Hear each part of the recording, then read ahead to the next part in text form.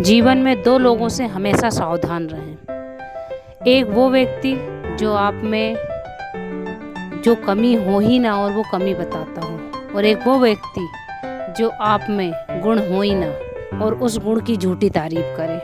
ये कहानी एक राजा की है। अब राजा की उम्र हो चली थी, राजा बूढ़े हो चले थे। अब राजा के कोई संतान भी नहीं थी, पर राज्य में कोई ना कोई राजा होना अनिवार्य रहता है। अब राजा साहब को एक चिंता सताने लगी कि मेरी संतान भी नहीं है, पर राज को उत्तराधिकारी की आवश्यकता तो है, अब मैं क्या करूं।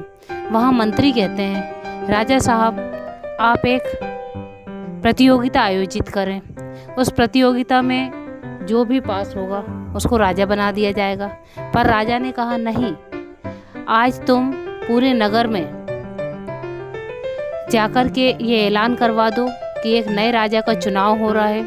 मैं खुद अपने हिसाब से उसका इम्तहान ले लूँगा और जो उसमें पास हो जाता है मैं उसे राज का उत्तराधिकारी घोषित कर दूँगा। सैनिकों ने पूरे नगर में जाकर ऐलान कर दिया कि कल सुबह राज्य में नए राजा का चयन होगा। सारे लोग दूर दूर से राजमहल आना शुरू कर दिया। वहीं पर एक गाय चराने वाले थे, उनका पुत्र था। बहुत गरीबी स्थिति में जीवन यापन कर रहे थे, पर पुत्र के अंदर जिज्ञासा और लालसा थी। उसने कहा, क्यों ना पिताजी मैं भी जाकर के इस प्रतियोगिता में भाग लूं। पर पिता ने कहा, कोई मतलब नहीं है जाने से, कुछ होने वाला तो नहीं है। पर फिर भी उसने कहा, एक बार जाकर देखने में क्या बुराई है। पर अब क्या करे, उसके कपड़े तो फटे हुए थे, आर्थिक स्थिति भी बहुत ख़राब थी। उसने पिताजी से कहा, क्या कुछ पैसे मिल जाएंगे मुझे जिससे मैं एक जैकेट सिलवा सकूं। पिता ने कुछ पैसे उसे दिए। फटे हुए कपड़े पे वो जैकेट को पहन करके राजमहल की ओर चल पड़ा। रास्ते में चलते हुए उसे एक भिखारी दिखाई दिया जो ठंड से काँप रहा था। उसने कहा, क्या तुम मेरी कुछ मदद कर सकते हो।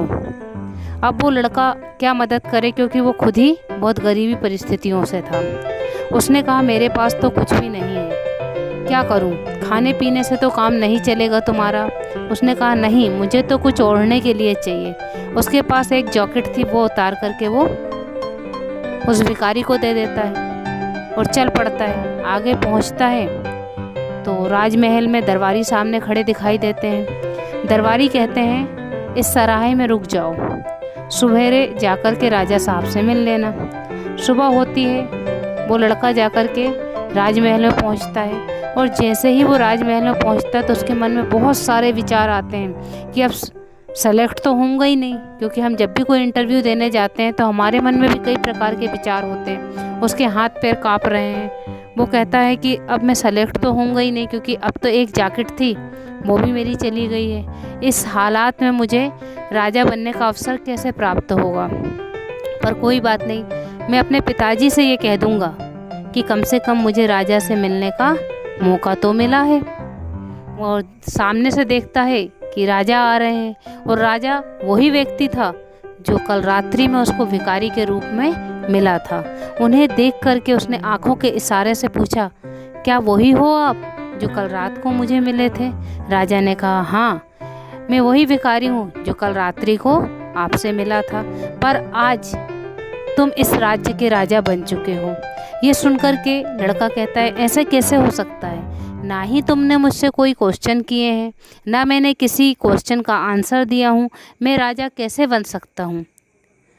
वहाँ पर राजा साहब ने कहा, मेरे क्वेश्चन भी हो चुके हैं और आंसर भी मुझे मिल चुका है। हमें किसी भी कार्य को करने के लिए एक अच्छा इंसान होना चाहिए, और वो गुण तुम में दिखाई दिए जो कि मैंने कल रात को ही परख लिए थे। तो दोस्तों, हमें किसी भी पद को प्राप्त करने के लिए सबसे पहले एक अच्छा आदमी बनना चाहिए।